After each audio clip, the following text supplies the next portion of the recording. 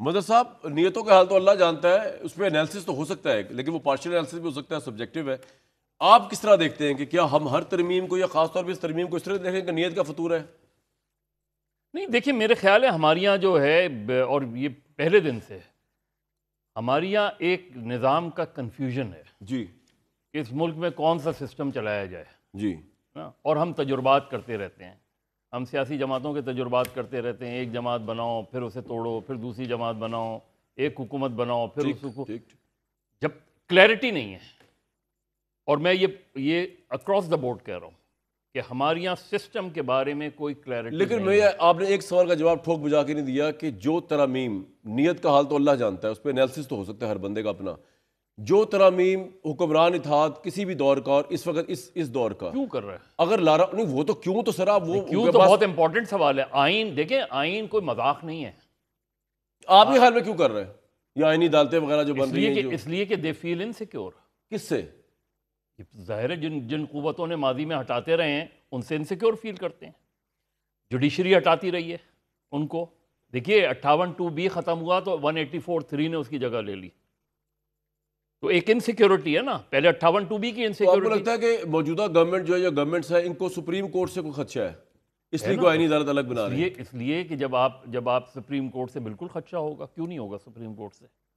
اچھا، اور transfer posting پہ آپ کا کیا موقف ہے جب کوئی انڈیا میں بھی ہو رہا ہے ججز کی ٹرانسفر پوسٹنگ؟ اگین یہ بات جو نیازی صاحب نے کی، اس لیے کہ آپ اگر میں پک اینڈ چوز کرنے لگوں ججز کے بارے میں، ایگزیکٹو اگر پک اینڈ چوز کرے گی تو اس کا مطلب ہے یہ یا تو جج کمپرومائزڈ ہوگا یا جج کو سزا ہوگی. جس طرح لیکن وہ کہہ رہے ہیں انڈیا میں سموتھلی چل رہا ہے جس طرح سول، دیکھیں انڈیا میں تو وہ فیئر نہیں ہے نا. انڈیا میں پولیٹیکل پارٹیز کو یہ فیئر تو نہیں ہے کہ ٹیک اوور ہو جائے گا. انڈیا میں پولیٹیکل پارٹیز کو اس قسم کا تو خوف اور خدشہ نہیں ہے ٹھیک ہے کہ سپریم کورٹ سسٹم کو پلٹ دے گی. یہاں سسٹم کو پلٹا گیا ہے. تو سپریم کورٹ نے بھی تو غلط کیا نا، پھر اس میں کا تو وہی رائٹ کہہ کیا رہا ہوں بنتا ہے نا، پلٹنے کا؟ میں وہی تو بات کہہ رہا ہوں. تو پھر ایسے خوف کے موقع پہ ایسی ترامیم آئیں گی میرے بھائی، تو میں یہی کہہ رہا ہوں آپ سے. تو پھر اس ترامیم کو آپ ایک آئین دیکھیں. جب آپ کوئی ترمیم لاتے ہیں، 18ویں ترمیم ہے جی، 18ویں ترمیم 9-10 مہینے کی بحث و مباحثے کے بعد، اور وہ بھی کلوز ڈور، اور اس میں باقاعدہ اشتہارات دیے گئے اخبارات میں کہ بھائی لوگ کوئی ترمیم تجویز کرنا چاہیں تو کانسٹیٹیوشنل وہ آپ کے حال میں پراپر ہوئی ہے ریلیٹیولی؟ اس لیے پراپر ہوئی ہے کیونکہ ڈیبیٹ کے بعد ہوئی ہے سر نا. آپ کا پوائنٹ آ گیا بالکل. بھٹی صاحب یہ نیت والا یہ جو معاملہ، بھٹی صاحب نے میرے کاغذات جو آپ کو کاغذوں کے محتاج ہو، بھٹی صاحب کا سٹائل ہے کاغذ لکھ کے لانا. جی بھٹی صاحب، یہ جو نیت کے فطور والی بات ہے یہ ہم کس طرح ڈٹرمن کر سکتے ہیں؟ یہ تو مان سکتا ہوں مدد صاحب نے جو کہا کہ عدالتوں نے اتنا فیئر کر دیا، یوسف رضا گیلانی کو عدالت نااہل کر دیا، نواز شریف صاحب کو عدالت نااہل کر دیا، انہوں نے کہا اب عدالت کو نااہل کرو، پولیٹیشنوں نے سوچا. تو یہ تو پولیٹیشنوں کے کام ہے نا، وکٹم بھی وہ ہیں، اب اگریسو بھی وہ ہیں، کیا کیا جائے؟ اچھا، پہلی بات تو یہ ہے کہ یہاں کی 78 سالوں میں آمریت اور جمہوریت میں ایک فرق، ایک جھلک دکھانا چاہتا ہوں. ایک ہی فرق ہے، اور وہ فرق یہ ہے کہ ضیاء الحق صاحب نے کہا تھا کہ یہ آئین کیا ہے؟ کاغذ کا ایک ٹکڑا ہے، جب چاہوں اٹھا کر پھینک دوں، پھاڑ دوں. اچھا. اور جمہوریت پسندوں نے واقعی اس سے صحیح سمجھا اور جب چاہ اٹھا کر پھینک دیا. بس اتنا سا فرق ہے. اس نے بھی وہی کیا، انہوں نے بھی وہی کیا. ایک اور فرق ہے، اور ایک اور فرق ہے کہ جمہوریت میں آپ جمہوریت کو برا کہہ سکتے ہیں اور آمریت میں بھی جمہوریت کو برا کہہ سکتے ہیں. چلو جمہوریت بری ہوئی نا اوورآل، آپ نے خود مان لیا. اچھا بھائی، میں تو اب اس مظہر صاحب کی اس عیاشی سے بھی دستبردار ہوتا ہوں کہ میں برا کہتا رہوں اور آگے کوئی فرق ہی نہ پڑے، وہ کہیں لگے رہو بھائی. اور اس سے تو اچھا کہ چپ ہوں کہ کوئی نہیں بولنا. یعنی کوئی تو ایک خالص چیز ہمیں دے دو یار، یا جمہوریت یا آمریت، ایک خالص چیز چاہیے. ٹھیک ہے، دیسی گھی والی، کھوئے ملائی والی. دے دیتے ہیں، اب کی دفعہ دیں گے آپ کو متوجہ کرو. اب کی دفعہ آپ کو دیتے ہیں خالص چیز. اچھا ہاں بالکل، وہ چاہیے. اور مجھے پتہ ہے میں آخری امید کی کرن آپ ہیں، انشاءاللہ. کیونکہ آپ اگر امریکہ میں ہوتے تو ٹرمپ ہوتے، اور اگر ٹرمپ یہاں ہوتا تو کامران شاہد ہوتا. ٹھیک ہے، اچھا پہلی میں بات کمپلیمنٹ ہی لے رہا ہوں اس کو. جی ہے ہی کمپلیمنٹ میں. اچھا دوسری بات یہ کہ نیتوں کے بالکل ہے، نیتوں کے فطور شروع سے 78 سالوں میں نیتوں کے فطور ہی تو ہم نے دیکھے ہیں. کوئی بھی مجھے بتا دیں کہ 2-4 کے علاوہ 27 ترمیمیں ہوئی ہیں، 2-4 ترمیموں کے علاوہ مجھے کوئی بتا دیں جو ذاتی مفادوں کے لیے نہیں ہوئی، ذاتی اقتدار کے لیے نہیں ہوئی، اور اپنے آپ کو طاقتور کرنے کے لیے نہیں ہوئی. حافظ صاحب، نیت کا فطور کس طرح ڈٹرمن کرتے ہیں لاء میں؟ دیکھیں، دنیا بھر کے اندر جو ہے وہ کسی بھی جگہ کسی بھی لیجسلیشن کو بدنیتی کی بنیاد کے اوپر آپ سیٹ اسائڈ نہیں کر سکتے. ٹھیک ہے. اور اگر آپ عدالت کے اندر جا کے یہ کہیں کہ جی یہ بدنیتی کی بنیاد پہ لیجسلیشن ہوئی ہے تو عدالت اس چیز کو مانتی نہیں ہے. آپ نے ثابت یہ کرنا ہے کہ یہ آئین یا قانون کے مطابق ہے یا نہیں ہے وہ لیجسلیشن جو ہے یہ ہے. جی ایک چیز. دوسرا یہ ہے کہ کامران 4 لیبر امینڈمنٹس آئی ہیں. ایک آئی تھی جنرل مشرف کے دور کے اندر 17ویں آئی تھی, اس سے پہلے جنرل ضیاء الحق کی آئی ہے, ایک 18ویں آئی اور ایک 26ویں آئی ہے. 18ویں ترمیم پاکستان کی پارلیمنٹ جس طرح انہوں نے کہا کہ 1 سال کے اندر اس کے اندر کانسٹیٹیوشنل کورٹ تھا.